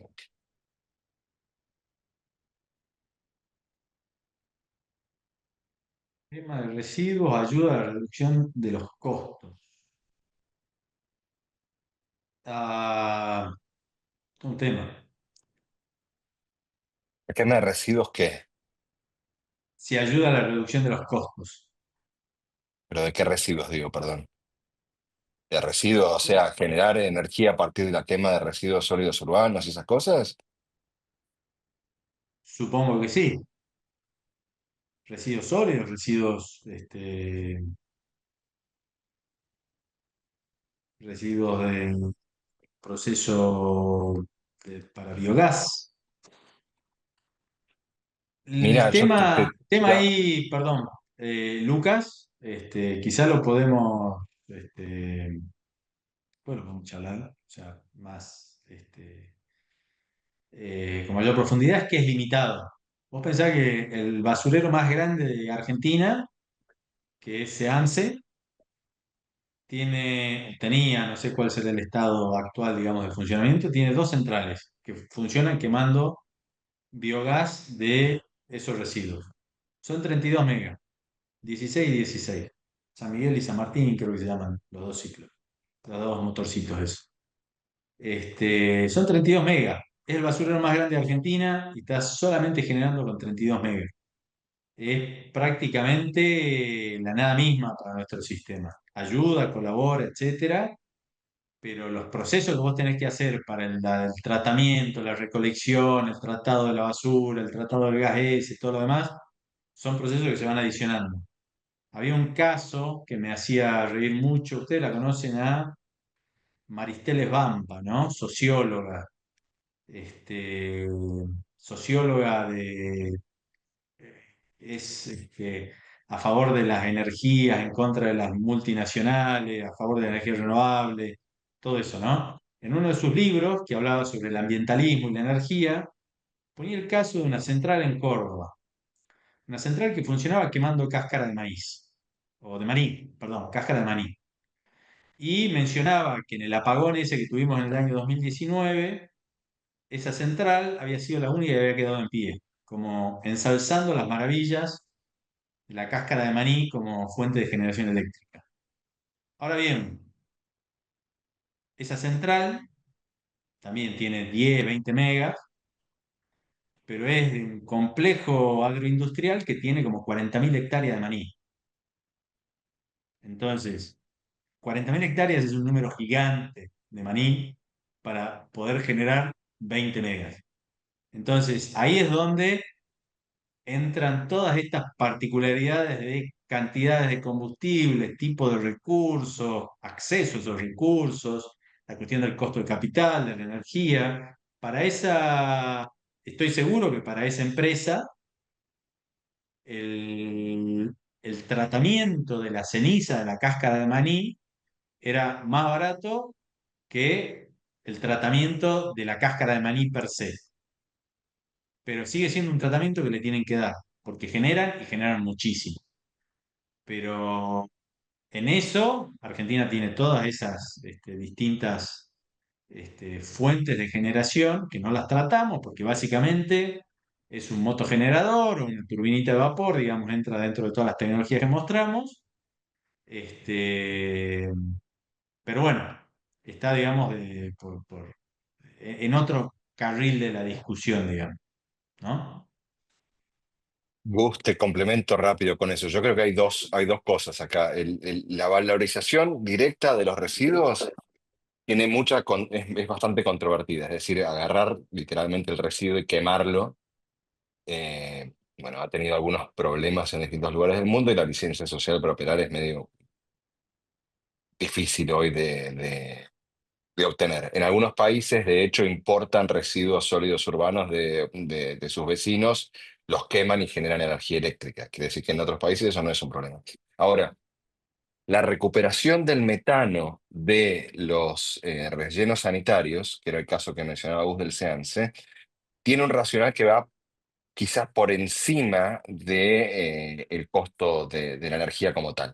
Y ese es un desafío que tiene distintas fuentes energéticas, incluyendo la hidroeléctrica, pues producen un servicio además de entregar la energía al sistema. ¿Sí? El problema de la basura es un problema que ocurre en todo el mundo. Hace unos años, en el año 2015, habíamos preparado con el Banco Mundial una NAMA, una llamada Acción de Mitigación Adecuada al País, que se llamaba precisamente NAMA Residuos, y lo que hacía era estimar cómo el metano que vos recuperabas de ese relleno sanitario podías utilizarlo eventualmente para generar energía eléctrica. Ahora, vos tenés dos opciones. El metano tiene un efecto enorme sobre el calentamiento de corto plazo, ¿sí? Entonces, vos, indefectiblemente, si guardás material orgánico en condiciones anaeróbicas, eso se pudre y al pudrir, se pudre, se transforma en metano. Si ese metano se emite a la atmósfera sin prenderse fuego, dicho mal y pronto, tiene un impacto en el cambio climático que es muy alto. Entonces, para distintos precios al carbono o a las emisiones de gases de efecto invernadero, va a valer la pena hacer una cosa o hacer otra para evitar que ese metano vaya a la atmósfera. En función del volumen que tenés disponible del metano, en algunos casos te va a convenir usar ese metano para, o mejor dicho, usar ese biogás para mejorarlo a biometano y ese biometano quemarlo en una central eléctrica o no. La cuenta, ¿quién te la va a dar de vuelta? O el resultado, o la respuesta, ¿quién te la va a dar? Primero, ¿cuánto te cuesta la plata para hacer esa inversión? Segundo, ¿cuánto está dispuesto a pagarte el mercado o el Estado por esa generación? Digo, en el marco del renovable hubo proyectos de biogás que tenían precios bastante por encima de lo que saldría una solar o eólico o lo que fuere. Y tercero, 140, 100, 140. El por tema eso, de la, a esa plata me sale, me cierra. el tema de la Eh, generación de energía con guano, por ejemplo, porque en la cooperativa donde yo trabajo en un momento se había analizado esa posibilidad, pero después fue medio inviable porque había que generar un montón, se habían trabajado con algunas granjas de la zona, pero era como que había un proyecto que era el Proinget en su momento, mm, para generar energía, pero realmente después fue inviable. Yo no sé si eso en algún sector del país después se pudo llevar adelante o no, pero es más o menos eso o no.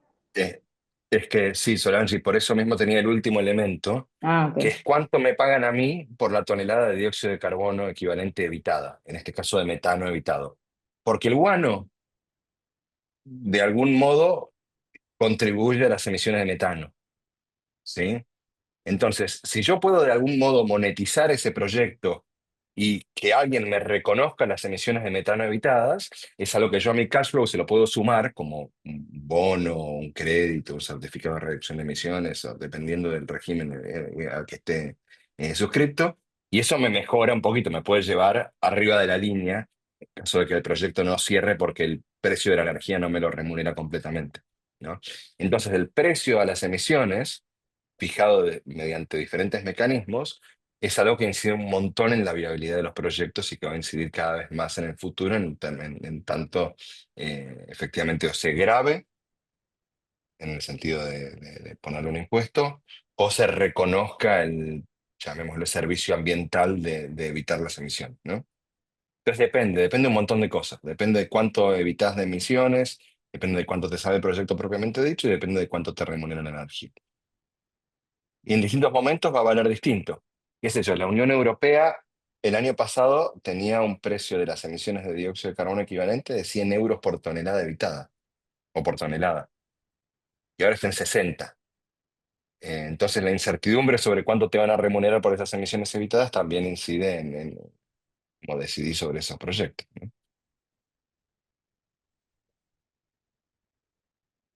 Así es.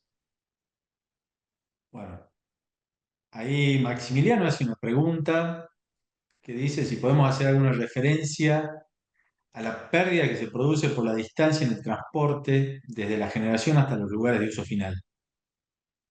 Mm.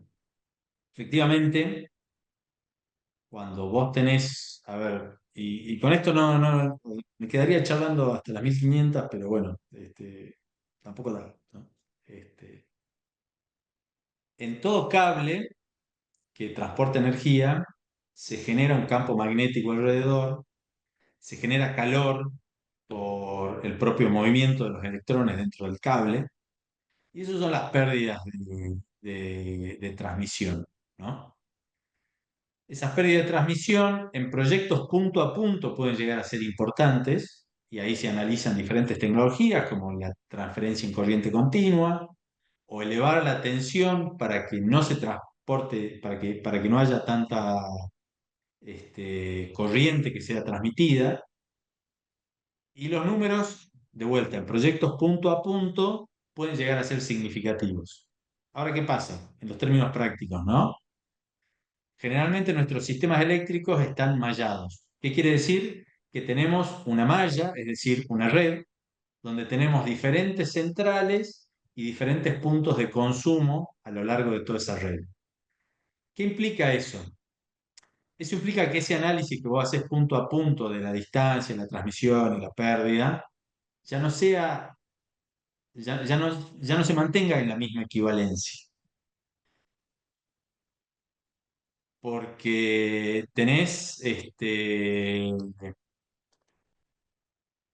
diferentes lugares donde estás cargando energía, diferentes lugares donde estás tomando energía, y en los términos prácticos, las pérdidas de transporte las pérdidas de transporte de energía eléctrica están en el orden del 3-4%, ¿no? Estamos hablando del transporte en alta tensión, ¿no? Después ya en diferentes etapas es otras pérdidas. Pero en el transporte de alta tensión tenés 3-4%, digamos, de pérdidas. Lucho, ¿qué nos querés No, ilustrar con ese? solamente para ponerlo en contexto, cuando le sumás transporte y distribución a las pérdidas eléctricas están en el orden del 10. eh, y es bastante menor cuando se compara con las pérdidas de transformación. ¿Se acuerdan que Gustavo había dicho hace un rato que en un ciclo combinado que aprovecha un montón ese calor residual podía llegar con toda la furia un 58-60%? Ciclo combinado récord de eficiencia, creo que es un Hitachi, es 62% a nivel mundial, ¿no? Estos dos pelitos, el grueso que está acá,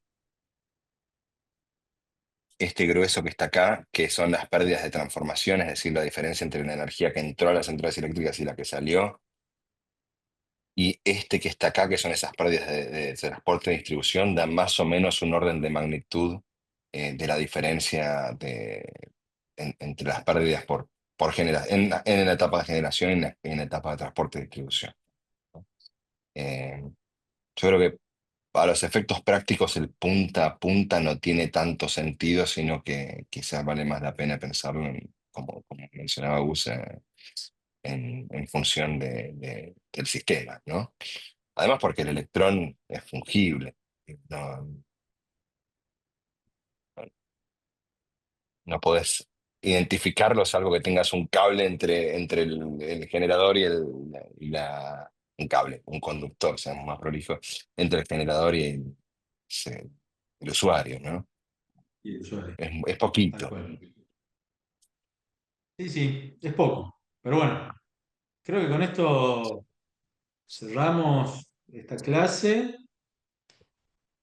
Nos queda una última donde vamos a ver también muy básico, como la primera, de ejercicio, de las unidades, las transformaciones, cómo las hago yo, inclusive después de 20 años trabajando en esto, de simplificar y todas esas cosas que decían en el secundario. Bueno, todo eso vamos a ver el lunes. Y obviamente la resolución de algunos de estos problemas. ¿Está? Bien, hago una última pregunta. ¿Van a mandar ejercicios para hacer? Sí, Listo. ¿La próxima sí. clase los mandan o Aproveche. cómo es? No, no, nos vamos a mandar a ponerle mañana a última hora, una cosa así. Listo. Bárbaro, gracias. Dale. Adiós, Gracias. gente. Fue un Gracias. placer. Hasta luego.